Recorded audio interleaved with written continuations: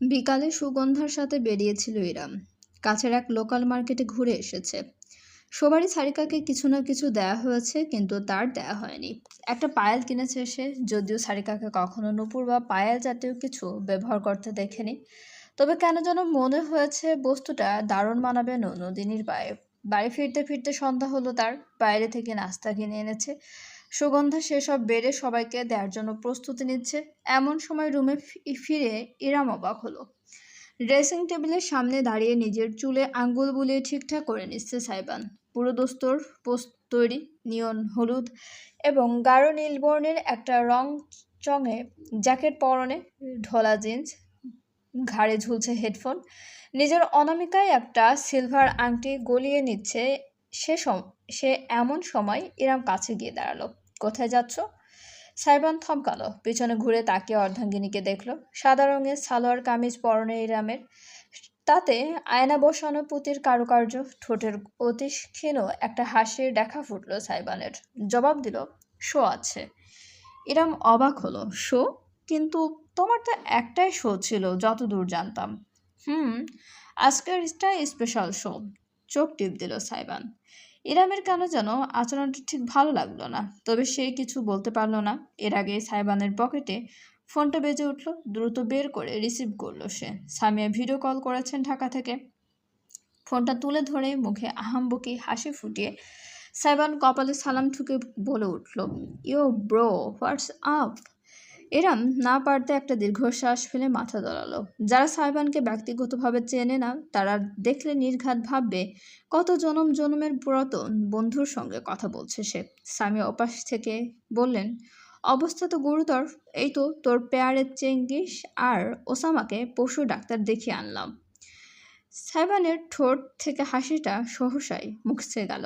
স্ক্রিনের দিকে ভুরু কুচকে তাকালো সে। ইরামও এবার কৌতূহল দমাতে পারল না। তার পাশে দাঁড়িয়ে মুখ বাড়িয়ে উকে দিল দেখার জন্য। সামিয়া ক্যামেরা ধরে রেখাচ্ছেন।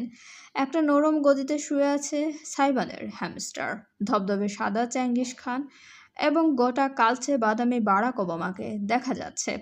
ব্যান্ডেজের মতন কিছু জড়ানো শরীরে জিভ দাঁত ঠেকিয়ে বিরক্তির শব্দ তুলল সাইবান। আমি চোখের আড়াল করলেই ওদের মুখোমুখি সংঘর্ষ শুরু হয়ে যায় না? দেখি কালপ্রিটটা কোথায়? ওকে ধরে দুটো উষ্ঠা দিতে পারোনি? সামিয়া হাসলেন।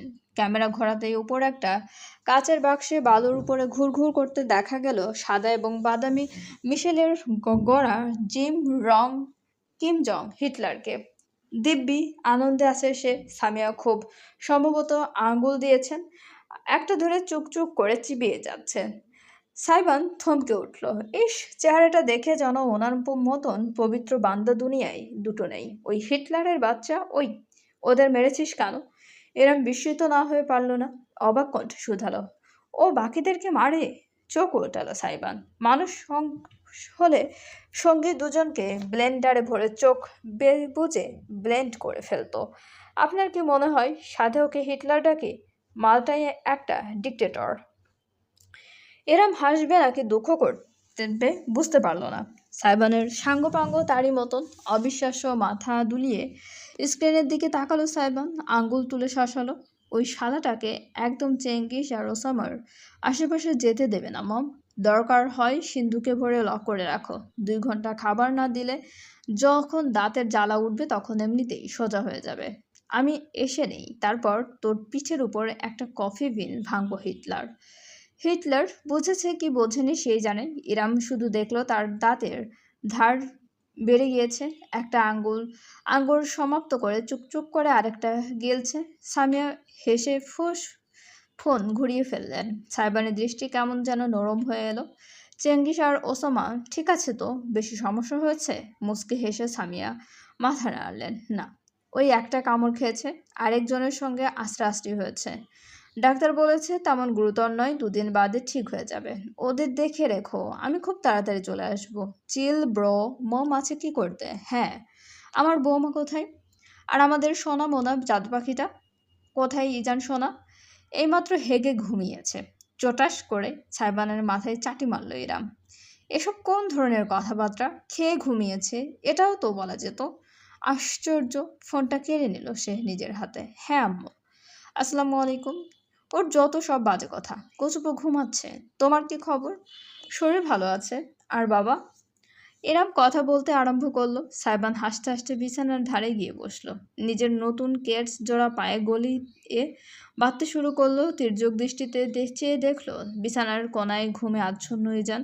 চারপাশে বালিশ দেয়া আছে, কোনো ক্রমে গড়িয়ে পড়ার সুযোগ নেই। মিনিট পাঁচেক পর সামিয়ার কথা শেষ করে ফিরে এলো এরাম। ফোনটা স্বামীর হাতে ফিরিয়ে দিয়ে তার হালকা চিন্তিত চেহারাটা দেখলো। চিন্তা করো না, ওরা ঠিক হয়ে যাবে। সাইমান খানিকটা অবাক হলো, তাকে কিছুটা লজ্জিতও দেখালো।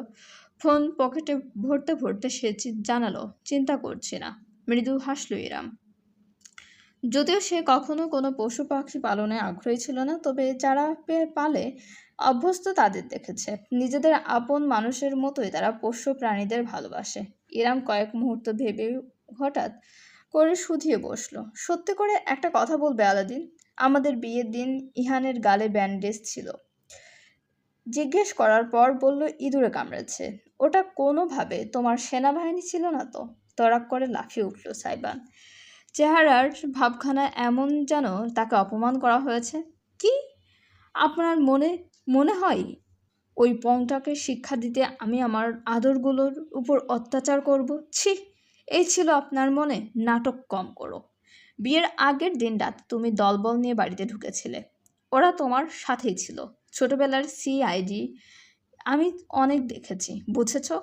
একটা ঢোক গিলল সাইবান। জ্যাকেট টেনে টুনে ব্যস্ত হয়ে বলল, আমার দেরি হয়ে যাচ্ছে, প্র্যাকটিস করে শোতে যেতে হবে।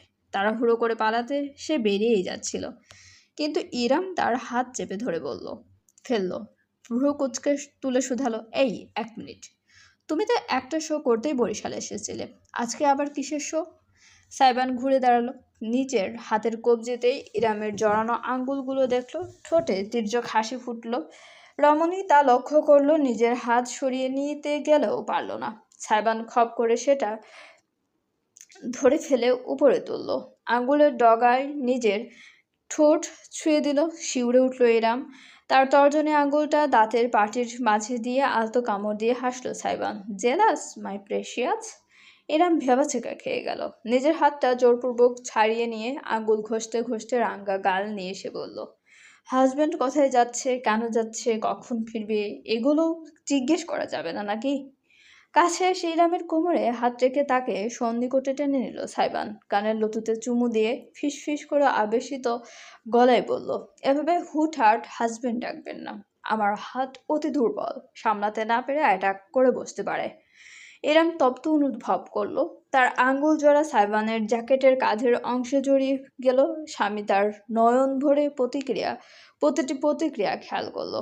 শেষমেশ মাথার একপাশে ঠোঁট ছুঁয়ে আদরে একে দিয়ে জানালো, জেলাস হওয়ার কিছু নেই। পরনারীকে সীমারেখা দেখিয়ে তার 101টা উপায় আমার জানা আছে। তবুও যদি মনে খচখচ করে, তবে নিজের একটা সিলমোহর মেরে দিন। মাথা কাত করে আঙ্গুল তুলে নিজের গলার দিকটা নির্দেশ করলো সাইবান। বাঁকা হেসে বলল, আপনার দাঁতের ধার পরীক্ষা করার উপযুক্ত স্থান। On the right. ইরামের মনে হলো তার মাথার তালু ফট করে গরম হয়ে গিয়েছে। 2 কান থেকে বাষ্পের মতো ধোঁয়া বেরোচ্ছে। একটা জোরালো ধাক্কা দিয়ে সাইবানকে দূরে সরিয়ে দিল সে। তবে বান্দা সরে যাওয়ার আগে হাত বাড়িয়ে ইরামের কাঁধে জড়ানো সাদা সিফনের ওড়নাটা টেনে নিল।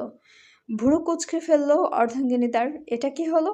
প্রশ্ন শুনে হাসতে হাসতে তার ওড়নাটা নিজের গলার মাফলারের মতন করে পেঁচিয়ে সাইবান ভুরু নাচিয়ে শুধালো, আপনার সিলমোহর। চোখ টিপ দিয়ে উল্টো ঘুরে গেল সে। শীষ বাজাতে বাজাতে হেলে দুলে রুমের বাইরে বেরিয়ে গেল। ইরাম নিজের জায়গায় দাঁড়িয়ে হতভম্ব হয়ে দেখে গেল। পরক্ষণেই একটি লাজ রঙা হাসি ছড়িয়ে গেল তার ঠোঁটে। 2 হাতে মুখ ঢেকে নিজের বেহায়া অন্তরকে সামাল দিল সে। আহ উই! ঘুমের মাঝে শব্দ করে নড়েচড়ে উঠল ইজান। ইরাম দ্রুত ঘুরে দাঁড়ালো। বিছানায় চলে গেল। এই যে আম্মু, এখানে কুচুপু। ইজান ঘুম থেকে উঠে পড়ায় তাকে নিয়ে খেলতে খেলতেই নিজের আর্টিকেলের কাজ সেরে ফেলল ইরাম। সবকিছু ঠিকঠাক আছে নিশ্চিত হয়ে জমা দিতে দিতে রাত 9টার মতন বেজে গিয়েছে প্রায়। এরই মধ্যে সুগন্ধা এসে হাজির। ইরাম আর সাইবানের রুমটাই ভালো ইন্টারনেট সার্ভিস আসে। বাড়ির অন্য জায়গায় কিছুটা দুর্বল, তাই সুগন্ধা নিজের ড্রামা দেখার সময় এখানে আসে। আজও এলো। ইজানকে কোলে বসিয়ে সে একটা কোরিয়ান ড্রামা দেখা শুরু করলো। সেই ধরনের মারামারি চলছে, থ্রিলার বোধহয়। সুগন্ধা এসব দেখে ইরামের জানা ছিল না। তার ছেলেও দিব্যি মশগুল হয়ে গেল। বুঝুক না বুঝুক সুগন্ধার সাথে সঙ্গত করে ড্যাব ড্যাব করে স্ক্রিনের দিকে তাকিয়ে আছে সে। ইরাম ছেলেকে খুব কমই স্ক্রিন টাইম দাও, তাও না পারতে। আজ যখন সুগন্ধার সাথে মশগুল হয়েছে তখন আর বিশেষ মানা করল না সে। এমনিতেও একটু পর খেয়ে ঘুমিয়ে যাবে। ঘড়ি দেখলো সে, সময় দেখে ভাবলো এখনই সুযোগ, সারিকাকে উপহার দিয়ে আসা যাক। পায়েলের গিফট বক্স হাতে নিয়ে ইরাম বেরোলো। সারিকার রুমটাও দোতলাতে, তবে সেটা এখন ফাঁকা। ভেতরে কেউ নেই। আশেপাশে কোথাও মিসিরকেও দেখলো না ইরাম। কৌতূহলী হলো সে, গেল কোথায়? নিচে? এরম যেই না সিঁড়ির দিকে পা বাড়ালো তখনই করিডোরের দেয়ালে থাকা জানালা বেয়ে বাইরের একটি দৃশ্য চোখে পড়ল তার। বাড়ির পিছনের দিকে কলা গাছের ছোট বাগান। সেখানে ছোট একটা পুকুর আছে, তাতে মাছ চাষ হয়। সেই পুকুর পাড়ে দাঁড়িয়ে থাকা মানবীকে চিনতে ইরামের বেগ পোহাতে হলো না। সারিকা এবং অনুরাগ, তাদের একসাথে দেখে কেন যেন ইরামের খানিকটা ক্রোধ অনুভূত হলো। মিসের এই বাড়িতেই আছে। এই দুজনের কি মাথা খারাপ হয়ে গেছে? অনেকদিন ধরেই চুপচাপ দেখে যাচ্ছে সে। যদিও এটা তার ব্যাপার নয়, সারিকার ব্যক্তিগত ব্যাপার, তবুও চোখের সামনে দেখে কতদিন চুপ থাকা যায়। আজকে কিছু না বললেই নয়। সারিকা না হয় পাগল, অনুরাগেরও কি সমস্যা? শক্ত গলায় মানা করতে পারে না। এসব ভাবতে ভাবতে সিঁড়ি বেয়ে নেমে গেল সে। সাবধানে পুকুর ঘাটে চলে গেল। দেয়ালের পিছন নিজেকে আড়াল করে প্রথমটায় শুনল কথা কি হচ্ছে। যদি সাধারণ কিছু হয়ে থাকে তবে এভাবে ঢুকে পড়াটা মানানসই হবে না। আসলে আমার মনে ছিল না আপনার জন্মদিনের কথা, তাই তেমন কোনো গিফট তৈরি করতে পারেনি। চলবে। গল্পটি চলাকালীন সবাই আমাদের চ্যানেলটা সাবস্ক্রাইব করুন এবং বিজ্ঞাপনগুলো পুরোটা দেখবেন। এবং গল্পটি ভালো লাগলে অবশ্যই আপনারা আপনাদের প্রিয় মানুষগুলোর সাথে গল্পটি লাইক, কমেন্ট এবং শেয়ার করতে ভুলবেন না। এবং আমাদের চ্যানেলের সঙ্গে থাকার জন্য সবাইকে অনেক অনেক বেশি ধন্যবাদ।